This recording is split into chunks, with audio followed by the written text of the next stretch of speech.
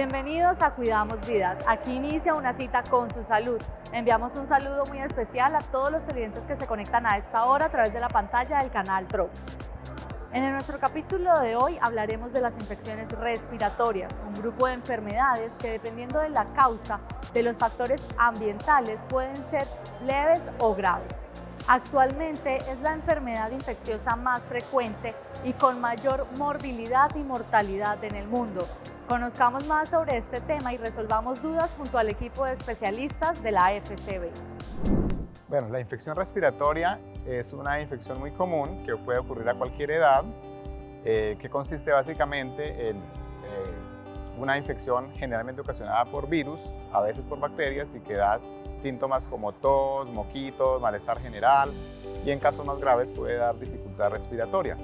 Pues de acuerdo a esto se pueden clasificar en infecciones respiratorias altas y infección respiratoria baja. Alta es la que afecta, por ejemplo, la nariz, la faringe, o sea, como el resfriado común, la otitis también puede considerarse infección respiratoria, o la sinusitis. Y ya las infecciones respiratorias bajas son las que comprometen los bronquios y los pulmones, y tenemos, por ejemplo, la neumonía, que es la más grave, también la bronquitis y la bronquiolitis, que son infecciones de los tubitos más pequeños que van al pulmón. Realmente, las infecciones respiratorias altas son un grupo de enfermedades que pueden ser causadas por virus o bacterias, dentro de las cuales están los virus de la influenza, que son los causantes de la gripa, o el virus sincicial respiratorio, que es como la gripa de los niños. Los tipos que tenemos básicamente pueden ser la otitis, pueden ser la amigdalitis, la faringitis, la laringitis principalmente. Los síntomas iniciales pueden ser congestión nasal, dolor de garganta, fiebre, malestar general, dolor de oído, y los síntomas normalmente inician abruptamente, pero suelen suspenderse o suelen terminar alrededor de 2 semanas. Bueno, realmente en riesgo está cualquier persona, y es obviamente de mayor gravedad en los niños pequeños, sobre todo en los menores de 1 año, pero también hasta los 5 años, y los niños que tienen alguna enfermedad de base, por ejemplo, los niños que sufran del corazón, que hayan sido prematuros, que estén requiriendo oxígeno, que estén con un cáncer, que estén trasplantados, que tengan cualquier enfermedad grave de base. Y también los adultos ya mayores de 65 años también están en riesgo, ¿sí? Es más o menos parecido a lo del COVID. Esas personas están en más riesgo de tener complicaciones, pero realmente cualquiera nos puede dar una gripa, ¿sí? Lo que pasa es que no se nos va a complicar como a este tipo de personas que tienen algunos factores de riesgo de base. El pilar del tratamiento básicamente son los cuidados en casa. Debemos aumentar la hidratación y debemos manejar los síntomas con acetaminofén. Si es un niño menor a 6 meses, deben aumentar la lactancia materna. Si es un niño mayor a 6 meses, deben aumentar la ingesta de líquidos y aumentar la leche materna. Y si es un adulto, simplemente aumentar la ingesta de líquidos y tomar el acetaminofén. Se puede tratar en la casa cuando es una infección respiratoria alta, digamos un resfriado común. El niño que solamente tiene moquitos, tos, una fiebre que se controla fácilmente, la fiebre se autolimita, le dura 1 o 2 días y ya se le va, y no tiene ningún signo de dificultad respiratoria, es decir, come bien, juega bien y por lo demás está normal, ¿sí? Es importante notar que si es un niño recién nacido, de todas formas es importante que lo evalúe un pediatra, así tenga nada más signos de infección respiratoria alta, porque son los niños que más se pueden complicar, y entonces sí es recomendable que un niño recién nacido que tenga moquitos, tos y fiebre, pues acuda para que lo revise un pediatra. Las infecciones respiratorias bajas comprenden todas las infecciones que involucran al tracto respiratorio inferior, que puede ser desde la tráquea, los bronquios, bronquiolos y los pulmones. Entre ellas están las neumonías, las bronquiolitis, las bronquitis y traqueitis, laringotraqueitis principalmente. Las causas de una neumonía son infecciosas. Pueden ser infecciones virales, que son en su gran mayoría, o infecciones bacterianas o incluso infecciones por hongos. Los síntomas más frecuentes de una infección respiratoria baja, como una neumonía, son tos, que puede ser seca o con algo de expectoración amarillenta o verdosa, incluso blanquecina, dificultad respiratoria, malestar general, fiebre. Su curso suele ser aproximadamente entre 1 o 2 semanas, dependiendo de la respuesta de cada organismo a la infección respiratoria. Como dije ahorita, la severidad puede ir desde un simple resfriado común, una gripita, hasta algo muy grave como una neumonía que requiere hospitalización o ir a cuidados intensivos. Entonces, generalmente todo comienza con mocos, estornudos, congestión de la nariz, fiebre, ¿sí? Así comienzan todas, pero los pacientes que se complican van a tener signos de dificultad respiratoria, que son los signos de alarma para que las personas consulten, en este caso los niños, pues para que las mamás consulten. Y estos signos de alarma es, primero, que el niño empiece a respirar rápido, más rápido de lo normal, que se vea agitado de la respiración. Dos, que tenga tirajes intercostales, es decir, que las costillitas se le vean que se hunden hacia arriba y hacia abajo. Tercero, que la nariz aletee, haga como así la parte de la nariz, o que haya un ruido al respirar, que se llama quejido. Entonces, esos signos indican que hay dificultad respiratoria, que está afectado la vía respiratoria baja, que puede ser una bronquiolitis, bronquitis o neumonía. En esos casos, deben consultar en forma inmediata al servicio de urgencias. Nosotros hacemos una pausa comercial, pero al regreso conoceremos más detalles sobre las complicaciones de las enfermedades infecciosas bajas y las opciones que hay de tratamiento para los pacientes que han quedado con secuelas. En la Fundación Cardiovascular siempre estamos cerca de tu corazón, con más de 100 especialistas en los casos más complejos del corazón en niños y adultos. Convenio con todas las pólizas de salud y prepagadas. Única clínica en la región con acreditación internacional y urgencias especializadas en el corazón. Exige a tu EPS la calidad y la experiencia de la FCB.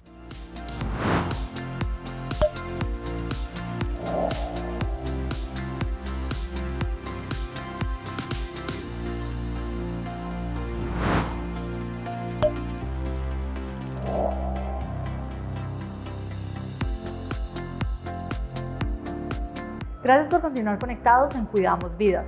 Les quiero contar que cada año mueren casi 4 millones de personas por infecciones respiratorias. El 98% de estas disfunciones son a causa de enfermedades en las vías respiratorias bajas, como la neumonía. Así que conozcamos el diagnóstico, el tratamiento y los signos de alarma que debemos tener en cuenta para prevenir estas enfermedades. Las infecciones de vías respiratorias altas se pueden complicar y desencadenar en una infección de vías respiratorias bajas como una neumonía.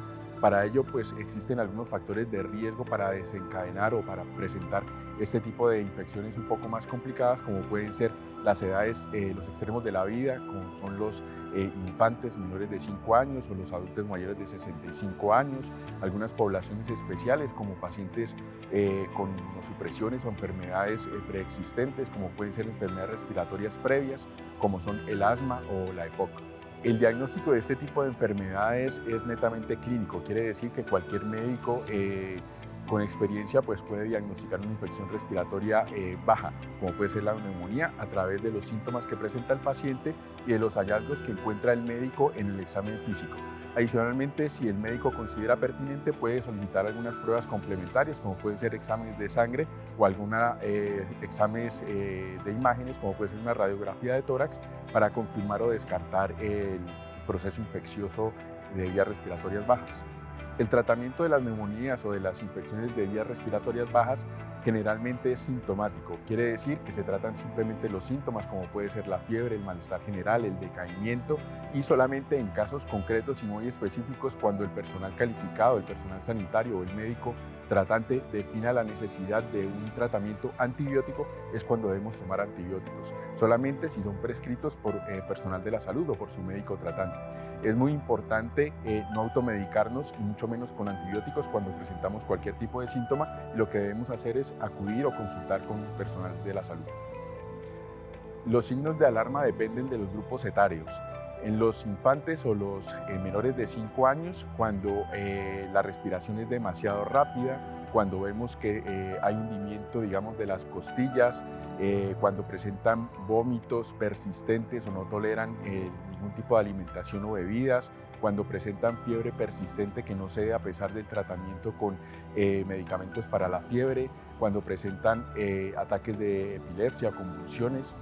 Y en los adultos mayores, también cuando hay signos de dificultad respiratoria, cuando también hay una fiebre persistente mayor de 38,5 grados que no cede con el manejo con medicamentos, cuando se presenta cianosis o coloración violácea o azulada en los dedos, en las uñas, en los labios principalmente. Virus como el de la influenza o el de la COVID-19 pueden causar enfermedades respiratorias severas. En la pandemia vimos cómo estos síntomas podían persistir en algunos pacientes meses después. A continuación conoceremos el caso de un paciente, Nixon, al que la COVID-19 le cambió la vida. y cómo desde la FCB trabajamos para volver a la vida de antes. El día domingo me encontraba jugando fútbol, empecé a sentir mucha sudoración y síntomas de fiebre alta. Al domingo siguiente ya me encontraba en una UCI entubado por síntomas de COVID-19.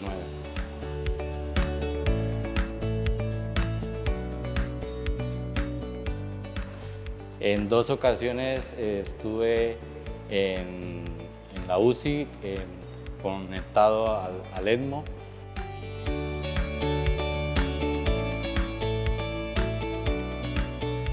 Es un paciente que tiene aún persistencia de síntomas, disnea, fatiga, con una limitación muy importante en su capacidad de ejercicio. Y viendo las condiciones en las que está el paciente, ofrecemos un programa de rehabilitación avanzado que requiere mucha mayor intervención y mucha mayor asistencia para poder soportar estos pacientes y que toleren su entrenamiento a cabalidad por las 12 semanas que está programado en su programa de rehabilitación pulmonar. Hemos iniciado este proceso con valoraciones de mi estado físico y cómo he quedado de haber salido de esa enfermedad. Las expectativas son muchas, me han explicado, voy a mejorar mi calidad de vida, voy a poder moverme por sí solo y atender mis cosas. Espero muy pronto y con la ayuda de este programa recuperarme y volver a saltar a las canchas y ser feliz por haber vuelto a jugar al fútbol.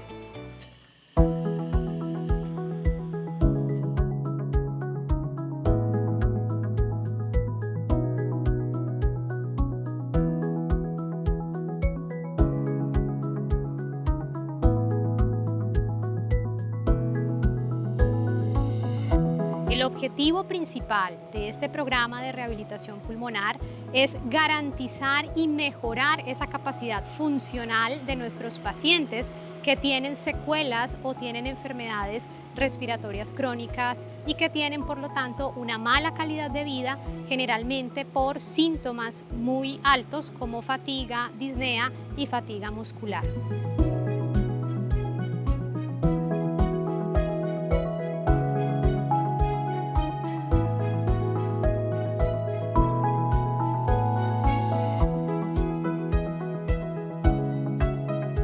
El programa de rehabilitación pulmonar está diseñado para tener una duración entre 6 y 12 semanas, dependiendo de la patología pulmonar que tenga el paciente y dependiendo de la progresión y la tolerancia al ejercicio que el paciente tenga.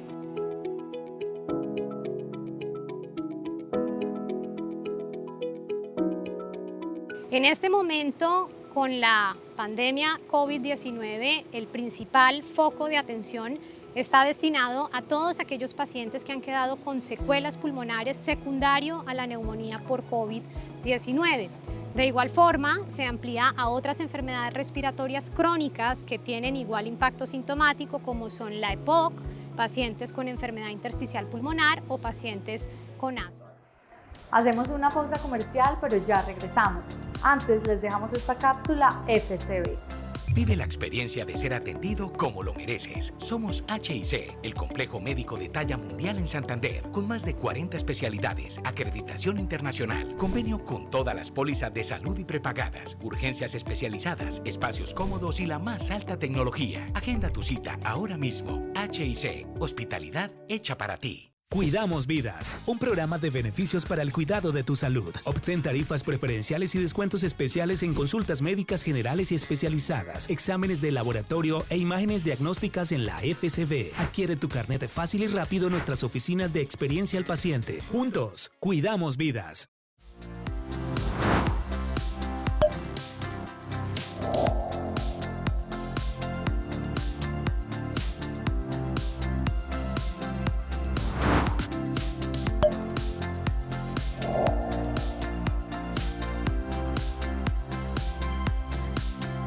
Después de la pandemia de COVID-19 han resurgido otros virus respiratorios, los cuales han afectado especialmente a los niños. A continuación, conoceremos sobre esta nueva ola de enfermedades respiratorias y las razones de este fenómeno.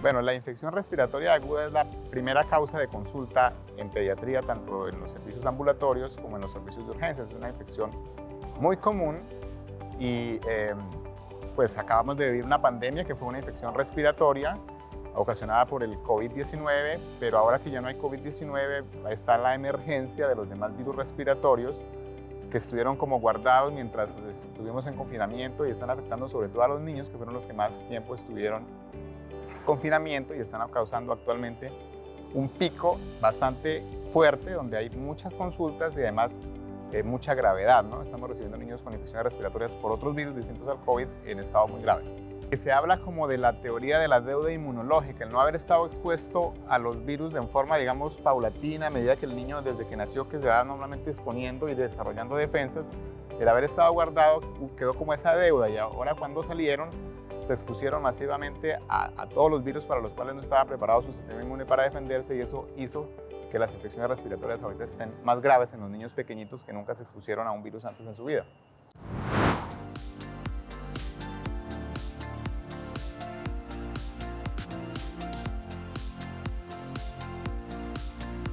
Los invitamos a seguir a La Consulta, sección donde responderemos las preguntas que ustedes los televidentes nos han hecho llegar.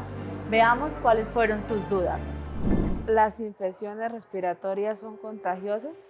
Sí, realmente todas las infecciones respiratorias de las vías respiratorias altas son contagiosas. Por eso las personas que presentan algún síntoma deben usar tapabocas y lavar frecuentemente sus manos. ¿Cuándo está indicado el uso de antibióticos para esta enfermedad? Hay ciertas poblaciones que presentan mayor riesgo de presentar estas enfermedades, como pueden ser los extremos de la vida, los infantes menores de 5 años o los adultos mayores de 65 años, personas que tengan enfermedades pulmonares crónicas preexistentes, como pueden ser asma y EPOC, personas con algún tipo de inmunosupresión pueden tener complicaciones o presentan mayores factores de riesgo para presentar alguna enfermedad respiratoria grave.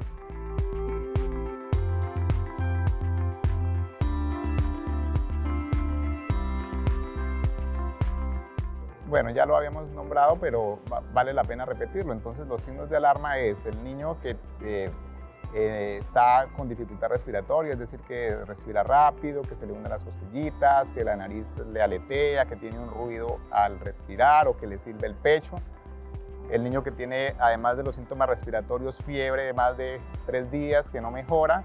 El niño que no es capaz de comer, que rechaza la comida. Ese niño pues tiene una infección respiratoria aguda grave y es necesario llevarlo a urgencias de forma prioritaria. ¿Las infecciones respiratorias se pueden prevenir? Sí podemos prevenir las infecciones respiratorias. Algo que pudimos aprender de la pandemia de COVID y que ya sabíamos desde antes es que los virus respiratorios, que son la principal causa de infección respiratoria, se transmiten básicamente de 2 formas. Y uno es por las gotas respiratorias que producimos al hablar, al estornudar, al toser y por el contacto. Entonces, de esta forma, una de las formas de prevenir es el uso del tapabocas en lugares cerrados, en los niños mayores de 2 años que lo pueden utilizar siempre, no solamente para prevenir el COVID, sino para prevenir todos esos otros virus respiratorios que son graves, como adenovirus, influenza, virus sincicial respiratorio.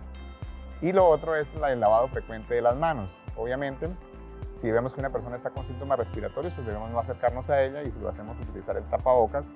Y si estamos enfermos, pues tratar de no salir. Si somos una de las personas de los grupos de riesgo, entonces no ir a lugares concurridos, donde haya gente, a lugares cerrados, donde no estén bien ventilados. Entonces, básicamente son las mismas medidas para el COVID. Y lo otro importante es la vacunación de los niños. Aunque no todos los virus tienen vacunas, sí tenemos vacunas para varios de ellos que son graves. Uno, pues la vacuna del COVID, que en Colombia está aprobada para niños mayores de 3 años, entonces importante esa vacunación. Y la vacunación contra influenza, que se pone desde los 6 meses de vida. Y por ministerio, por PAI, es decir, por el gobierno, se pone a todos los niños hasta los 3 años de vida y también a las personas mayores de 65 y a las personas que tengan enfermedades graves de base. Todos los años se debe vacunar contra la influenza. También tenemos vacuna contra la neumonía, la vacuna del neumococo que se pone en el esquema PAI y la vacuna de hemófilos que se pone normalmente en las vacunas que diariamente ponemos a los niños protegen contra infecciones respiratorias de tipo bacteriano. Es importante que los niños reciban el esquema de vacunación completo. Es muy importante que aún enfermedades que ya tenemos controladas, como por ejemplo el sarampión, la poliomielitis, la tosferina, continúen recibiendo los niños su esquema de vacunación completa, porque si bajamos la guardia resurgen estas enfermedades. Y esto es lo que ha pasado, por ejemplo, en Venezuela con el sarampión, donde los programas de vacunación allá disminuyeron en forma considerable y hubo rebrotes de sarampión tanto en Venezuela como en los niños que emigraron hacia Colombia, y tuvimos casos acá en Colombia, tanto de sarampión como de difteria y como de tosferina. Entonces es importante que así ya no veamos las enfermedades, continuemos vacunando, porque si no lo hacemos aparecen nuevamente las infecciones, porque las bacterias y los virus se quedan en la naturaleza. Entonces las enfermedades que tenemos controladas por vacunas, es muy importante no bajar la guardia y continuar con coberturas de vacunación cercanas al 100%. ¿Puede una persona enfermarse a pesar de haber recibido una vacuna contra esa enfermedad? Las vacunas, la efectividad de las vacunas pues es variable, ¿no? Hay unas vacunas que tienen efectividad del 90-95%, es decir, que queda una posibilidad de un 5% que la persona, a pesar de ser vacunada, desarrolle la enfermedad. Hay otras vacunas que tienen una efectividad un poco más baja, ¿sí? Del 80-85%, la de la tuberculosis tiene una efectividad un poco alrededor como del 70%, entonces es probable que una persona un niño pueda enfermarse a pesar de tener la vacunación. Sin embargo, la enfermedad es mucho menos grave. Por ejemplo, con la vacuna de la varicela, que tiene una eficacia como del 95%, el niño puede desarrollar varicela, pero va a ser una forma muy leve, alguna que otra ampollita, y no va a tener ninguna complicación. Entonces, a pesar de que puede desarrollar la enfermedad en un porcentaje muy bajo de los casos, pues la vacuna le va a proteger contra las formas más graves y contra las complicaciones y la necesidad de hospitalización, pues dependiendo de la enfermedad. ¿Las vacunas pueden dejar efectos secundarios a largo plazo? En general no, las vacunas en general son seguras, los efectos adversos no son comunes y son en general leves. Hay casos muy aislados, por ejemplo, que inadvertidamente se le ponga una vacuna de virus o bacterias vivas a un paciente que tenga sus defensas bajas, a un paciente inmunocomprometido. En esos casos es posible que se desarrolle la enfermedad, ¿sí? Entonces son, digamos, como precauciones y algunas cosas contraindicaciones pues, que los médicos debemos conocer para no inocular inadvertidamente una vacuna a este tipo de pacientes. Pero en general las vacunas son seguras, no hay efectos ni secuelas a largo plazo por aplicar las vacunas que normalmente aplicamos a los niños en el esquema de vacunación colombiano. Es tu momento, decide ser feliz. Viaja y descubre increíbles destinos. Con Fundación Salud Mía EPS, eliges cobertura gracias a nuestra Red Nacional de Servicios de Urgencias. Afíliate y juntos construyamos recuerdos. Visita www.saludmia.org. Fundación Salud Mía, la EPS de los santanderianos. Por hoy hemos llegado al final de nuestra misión aquí en Cuidamos Vidas. No sin antes invitarlos a que nos sigan a través de nuestras redes sociales y página web para que conozcan todo el contenido en salud que tenemos a disposición para cada uno de ustedes. Los esperamos aquí en una próxima emisión. Hasta pronto.